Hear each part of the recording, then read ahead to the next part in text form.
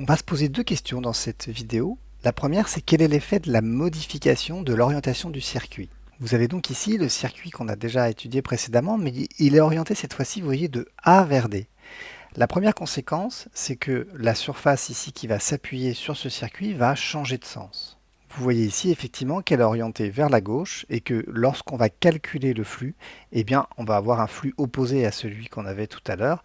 Vu que ds était orienté ici vers la droite, ça faisait un flux positif dans cet exemple, et que là, si ds' est orienté vers la gauche, ça donnera un flux négatif.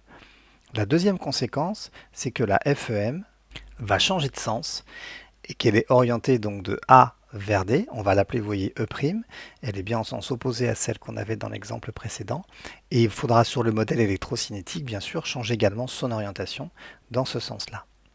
Alors, est-ce que ça change quelque chose à la loi de Faraday et à la physique du problème? C'est ce qu'on va regarder en calculant à nouveau le flux. On constate en fait que E', la nouvelle FEM, est l'opposé de E. La loi de Faraday nous disait que E valait moins dφ sur dt, donc moins E vaut dφ sur dt, mais le flux φ' est l'opposé du flux φ, justement parce qu'on le calcule avec un vecteur ds' qui est orienté cette fois-ci dans l'autre sens, donc les flux φ et φ' sont opposés, donc dφ sur dt c'est en fait moins dφ' sur dt, et on voit que finalement on a à nouveau la loi de Faraday avec cette tension orientée dans l'autre sens, E' va être égal à moins dφ' sur dt. Donc la loi de Faraday, elle est valable quelle que soit l'orientation qu'on va choisir pour le circuit. Ce qui va changer par contre, effectivement, c'est le signe de E et de φ. Leurs signes vont être ici opposés, mais attention, le sens physique va être le même. Si par exemple la tension E était positive dans ce sens, la tension E' sera négative, mais la tension physique sera effectivement toujours la même et l'induction, le phénomène n'aura pas changé d'orientation au niveau physique. La deuxième question qu'on va se poser, c'est est-ce que on peut calculer le flux sur n'importe quelle surface? A priori oui, parce que c'était mis dans l'énoncé de la loi de Faraday qu'on pouvait ici calculer φ sur n'importe quelle surface qui s'appuie sur le contour. Alors on a repris ici l'orientation du premier paragraphe, donc vous avez ici un circuit qui est orienté de D vers A.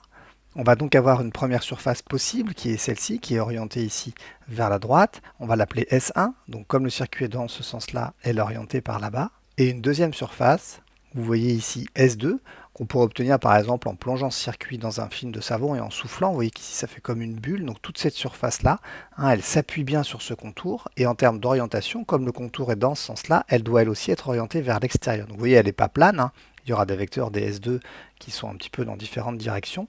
Et si on calcule le flux là, on peut se demander s'il va y avoir un lien avec le flux de B à travers cette surface-là. Et la réponse va nous être donnée par le fait que le champ magnétique est à flux conservatif. Son flux à travers toute surface fermée est nul.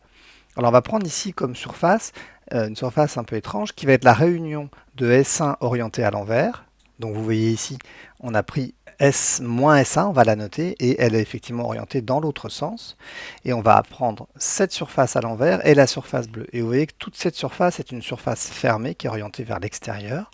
Et donc d'après le fait que B est à flux conservatif, le flux de B à travers moins S1 union S2 vaut 0. Et si on découpe, on va avoir le flux à travers moins S1 plus le flux à travers S2.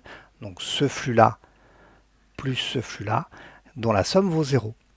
Et donc si on change ici de signe, on voit qu'on peut sortir le moins ici ds1 de l'intégrale. On a moins b scalaire ds1, et ça c'est ni plus ni moins que le flux évidemment qu'on avait tout à l'heure dans le sens initial de cette surface S1. Et on a finalement que moins φ1 plus φ2 vaut 0, dit autrement φ2 vaut φ1.